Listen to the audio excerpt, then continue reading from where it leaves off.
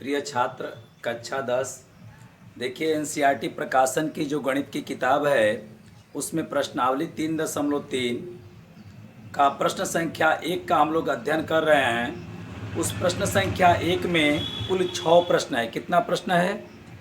प्रश्न संख्या 1 में कुल 6 प्रश्न है। उसमें का प्रश्न संख्या क्या है? 5 है। ठीक है, तो प्रश्नावली 3.3 का जो प्रश्न संख्या 1 है वह प्रश्न है क्या? तो कह रहा है कि निम्न रैखिक समीकरण युग्म को प्रतिस्थापन विधि से हल करिए। ठीक है, यह जो समीकरण दिया गया है उसे किस विधि से हल करना है? तो प्रतिस्थापन विधि से हल करना है। ठीक है, तो सबसे पहले एक मैं बात बता दे रहा हूँ। देखिए, यह एक चर हो गया और एक चर यह हो गया, तो कुल कितना चर हो गया? 2 चर हो गया और इसके ऊपर एक एक घात है। इसका मतलब कि 2 चर हो गया और एक एक घात है, तो 2 चर वाला यह रैखिक समीकरण हो गया। और यह भी देखिए, एक चर यह हो गया, एक चर यह हो गया। जानते हैं ना चर किसको कहते हैं? जिसका मान बदल जाता है उसे चर कहते हैं। जैसे मान लीजिए कि यह x है, y है, z है, ये सब चर है। ठीक है, और यहीं पर देखिए 1 लिखें, 2 लिखें, 3 लिखें, 4 लिखें। अगर इस प्रकार का लिखते हैं तो ये अचर है। और यदि किसी बच्चे को चर और अचर समझ में न आए तो मैं एक साधारण सा बात बता दे रहा हूँ कि जितना अंक होगा, ठीक है, जितना आप अंक पढ़ते हैं 1 2 3 4 5 15 20 25, ये सब अचर है। अब कहेंगे सर याद कैसे होगा? तो देखिए, जो अंक से चालू होगा, जो अंक होगा, अंक मतलब अ और अचर मतलब अ, इसका मतलब अंक भी अ से चालू हुआ और अचर भी अ से चालू हुआ।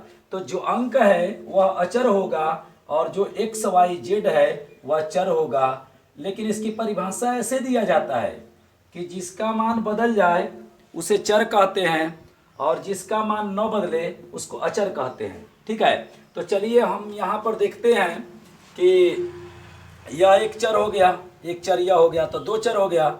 एक चर यह हो गया, एक चर यह हो गया, तो यहाँ पर भी 2 चर हो गया।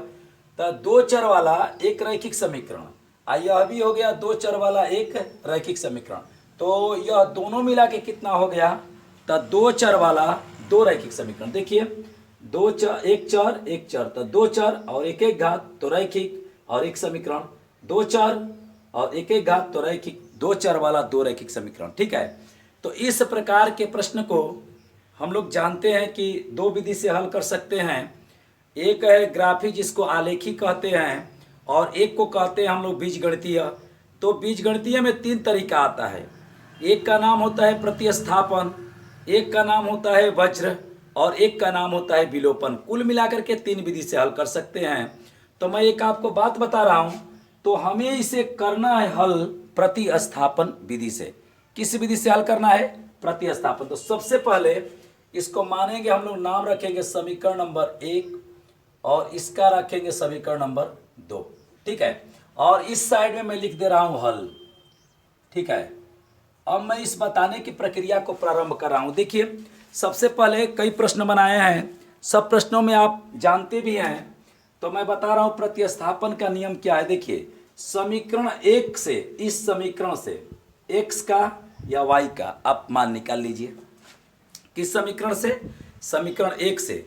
समीकरण 1 से x का या y का मान निकाल लीजिए।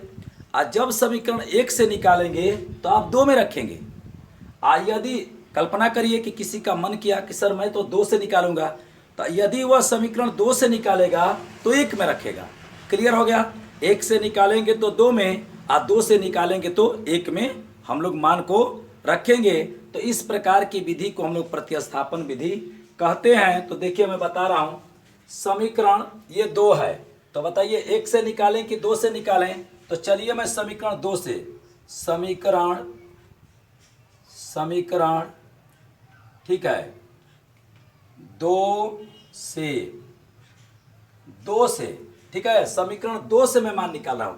तो सबसे पहले समीकरण 2 को लिख दे रहा हूं, कर्णी 3x माइनस कर्णी में 8y बराबर 0। ठीक है, मैंने किस समीकरण को उतार लिया? 2 को उतार लिया। ठीक है, समीकरण 2 से अब हम x का मान निकालेंगे कि y का निकालें? बताइए, x का निकालें कि y का निकालें? तो चलिए मैं देखिए सवाल ये होता है कि इस प्रकार का यदि एक सवाल आप अच्छे तरीके से पढ़ लेंगे तो प्रश्नावली के सभी प्रश्नों को आप हल कर सकते हैं, मैं ऐसा मानता हूँ।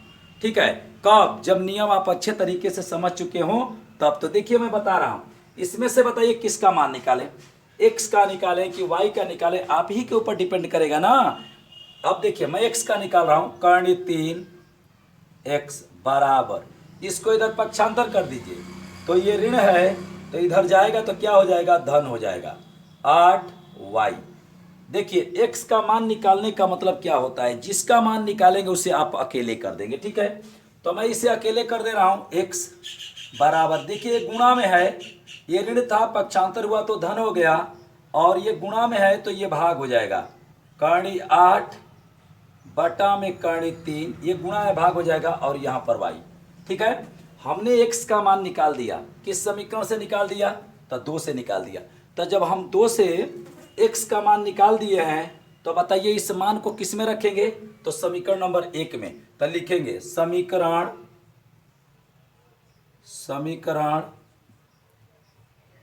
1 में x बराबर करणी में 8 बटा में कर्णी 3 y समीकरण 2 से रखने पर। ठीक है, देखिए ध्यान से, समीकरण 1 में x बराबर कर्णी 8 बटा में कर्णी 3 y समीकरण 2 से रखने पर। ठीक है, समीकरण 1 में x बराबर इतना, समीकरण 2 से रखने पर, माने इसको मैंने 2 से निकाला है। ठीक है, आज 2 से निकाले तो किस में लिखेंगे, 1 में रखेंगे। ठीक है, तो अब 1 को मैं लिख दे रहा हूं, कर्णी 3x नहीं कर्णी 2 है, कर्णी 2x अब प्लस कर्णी 3y बराबर 0। हमने समीकरण 1 को क्या कर दिया, उतार दिया, और ये जो x है, यह जो x है, इसी के जगह पर इस बात को हम क्या करेंगे, रखेंगे, इसी बात को।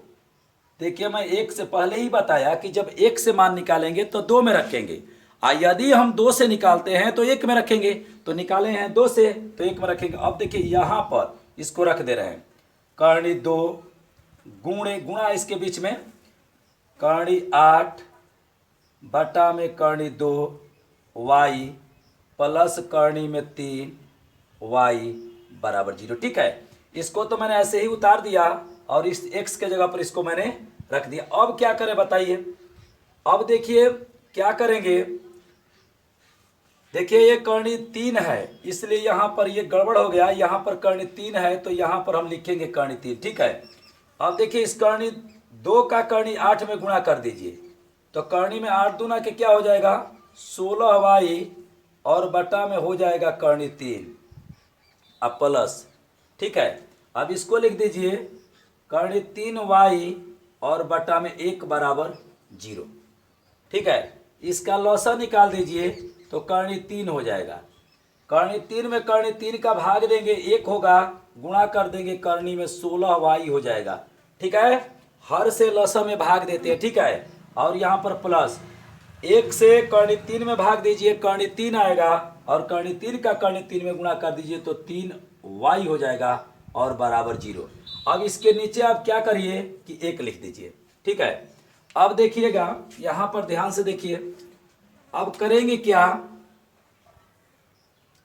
कि देखिए यह जो है इस 1 का गुणा हम इसके साथ करेंगे, तो 1 का गुणा करेंगे तो कर्णी में क्या हो जाएगा 16y और प्लस ये हो जाएगा 3y, क्योंकि 1 का किसी भी संख्या के साथ गुणा करते हैं तो 1 ही आता है, और इस कर्णी 3 का 0 के साथ गुणा करिए तो 0 हो जाएगा, क्योंकि किसी भी संख्या का अगर 0 के साथ गुणा करते हैं तो 0 आ जाता है। अब यहाँ पर देखेंगे, बताइए कर्णी 16y जो है, ये 16 जो है कर्णी में है तो इसका वर्गमूल कितना हो जाएगा, 4y हो जाएगा। वर्गमूल निकाल लेंगे, कर्णी 16 का खंड करिएगा, 2 गुणे 2 गुणे 2 आएगा, जैसे यहाँ पर मैं दिखा दे रहा हूँ।